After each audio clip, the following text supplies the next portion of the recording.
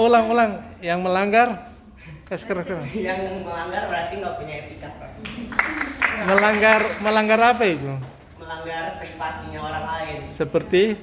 Kirim-kirim foto, chat. Waduh,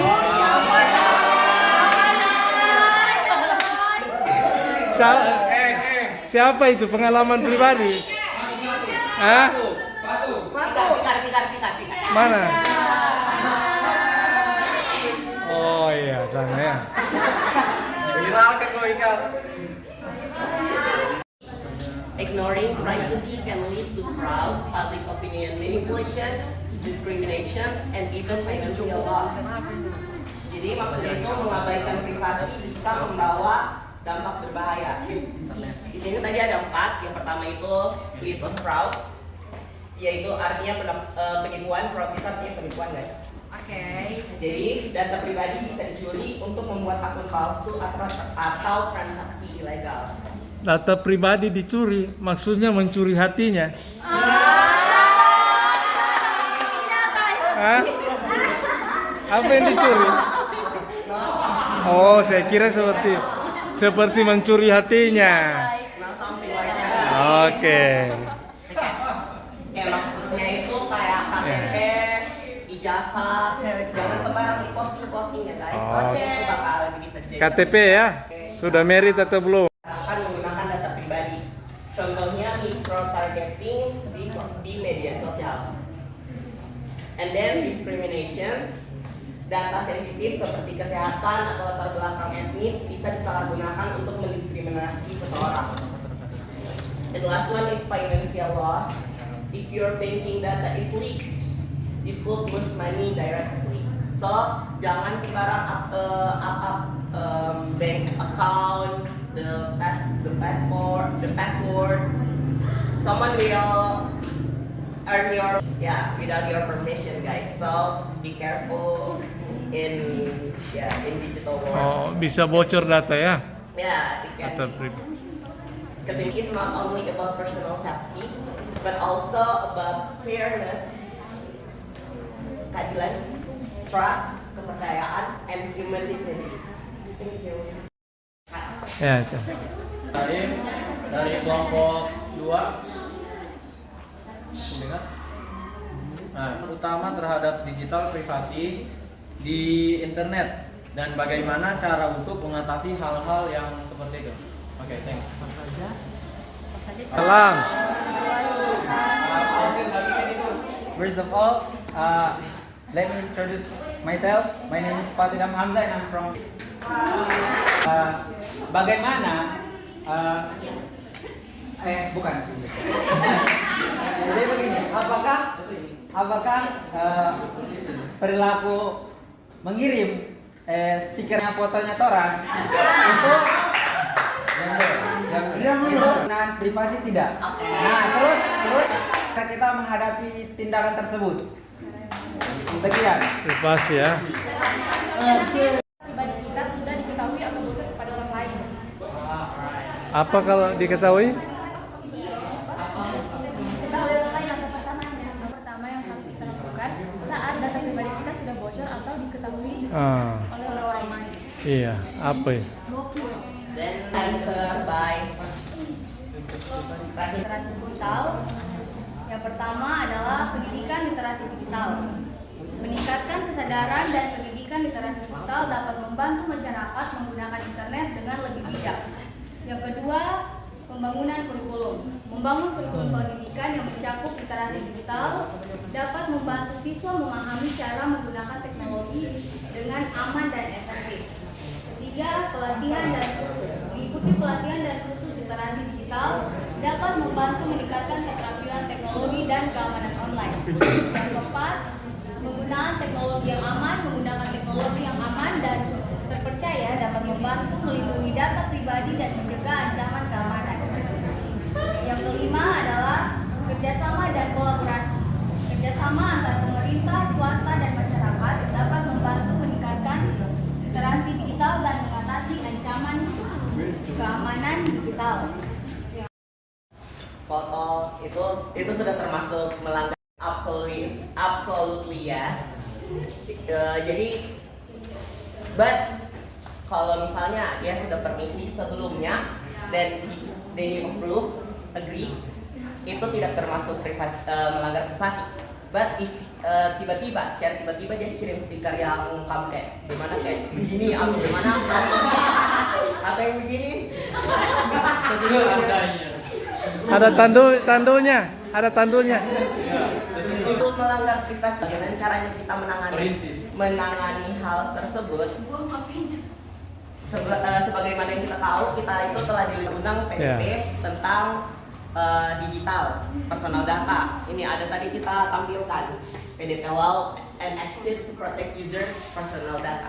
Jadi semua tentang dirimu itu hak pribadimu atau kau punya personal data sendiri. Kalau misalnya itu diumbar orang lain melakukan hal tersebut kepada kamu, itu pasti dikenai hukuman atau bisa dipenjara. Suruh hapus apa ya? Yes. Sampai penjara. Yang melakukan yang melanggar. So jangan macam-macam atau sembarang Oh enggak. mengunggah aib atau foto pribadinya orang tanpa sepengetahuannya mereka, guys. Because kita dilindungi, we protect by law in Indonesia, especially undang-undang PDP. Oke.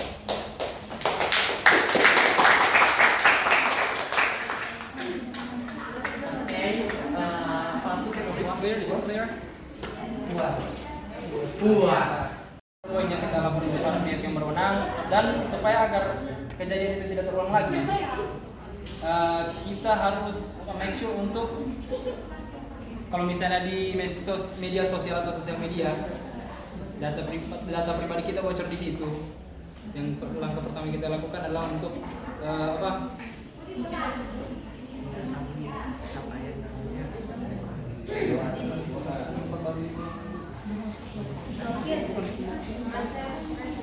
iya bang, untuk bikin password baru supaya orang lain tidak bisa mengambil data pribadi kita itu lagi. Saya kira itu saja. Diterima tuh ya. Ya, saya yang mau cari tahu data pribadi kalian itu yang ingin tahu Iya. karena ada sesuatu. Tahu kan? I will be the last and I will give it to Opat. Terkait dengan data pribadi ini sangat rahasia privacy.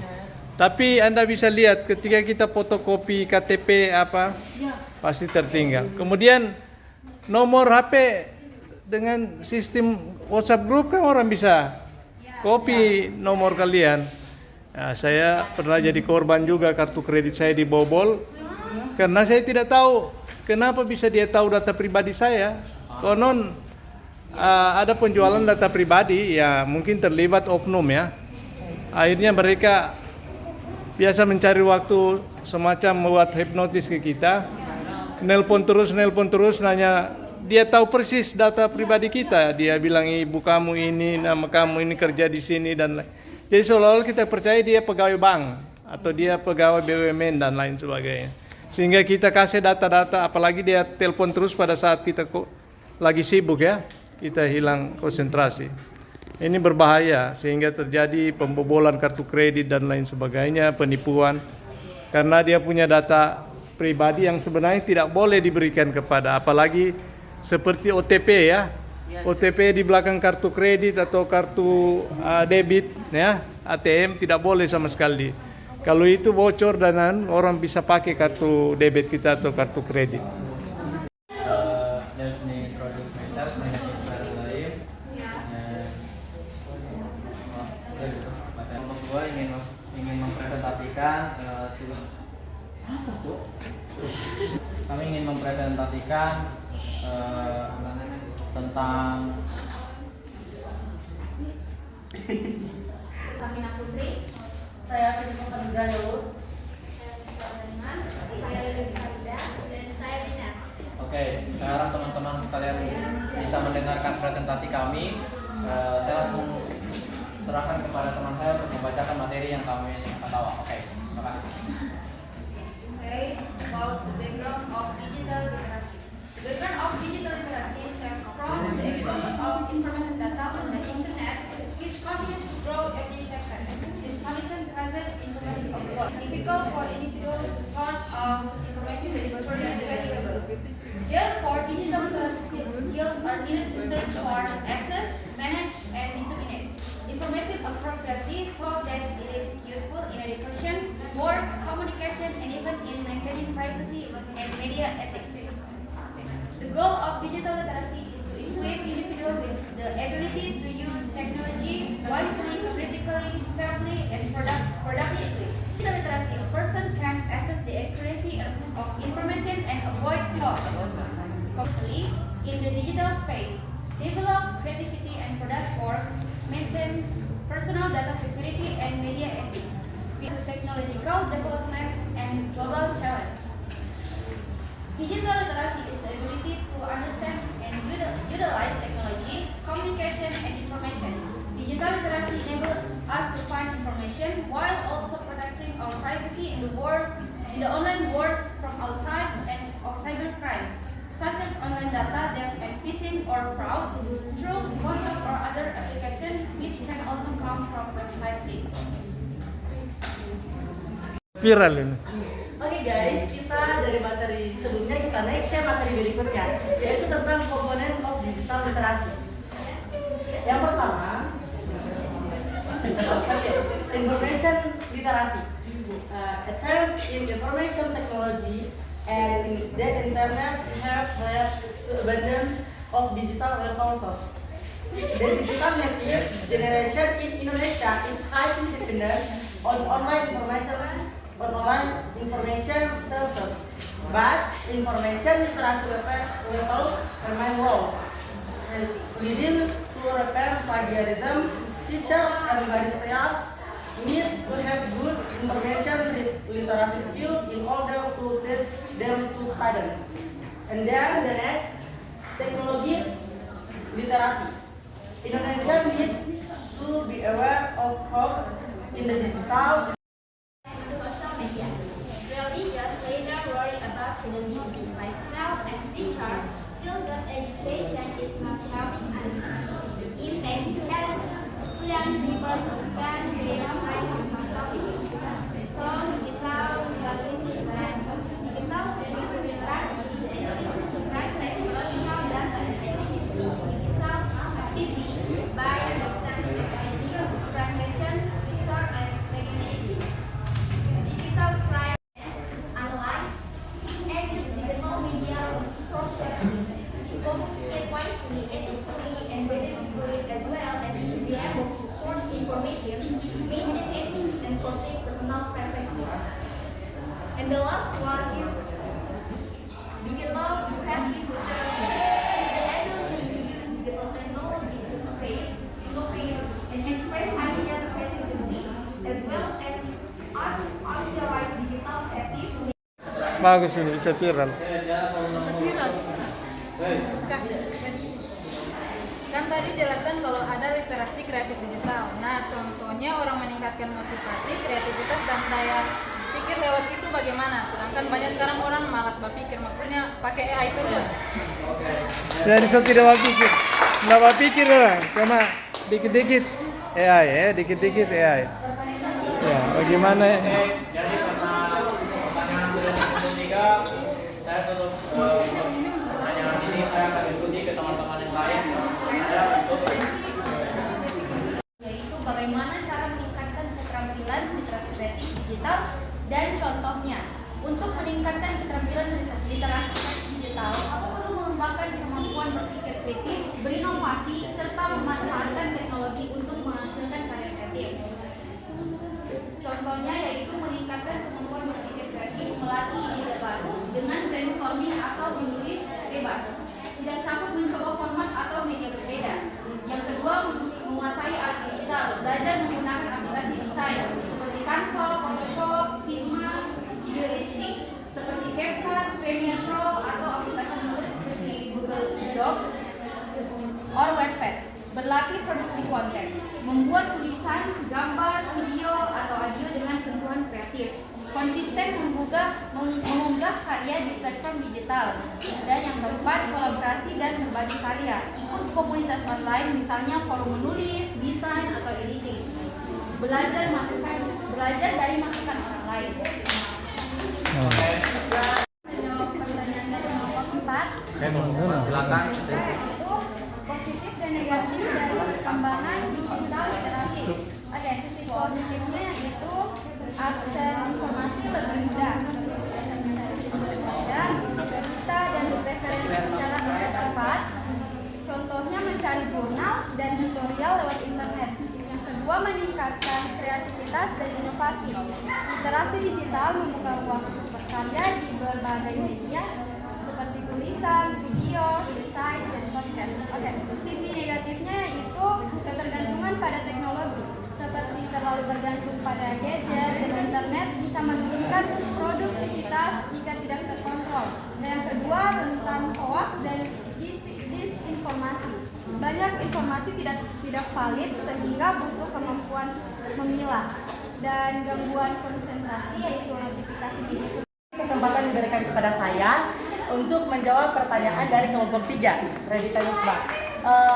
Di sini yang setelah dia memberikan pertanyaan yang kami tangkap adalah bahwa cara berpikir di era digital. Dan di sini saya diberikan jawaban bahwa dan saya simpulkan yang pertama itu menggunakan teknologi sebagai alat. Alat seperti apa? Kayak macam orang mau butuh desain tentang iklan. Oke, kita gunakan AI.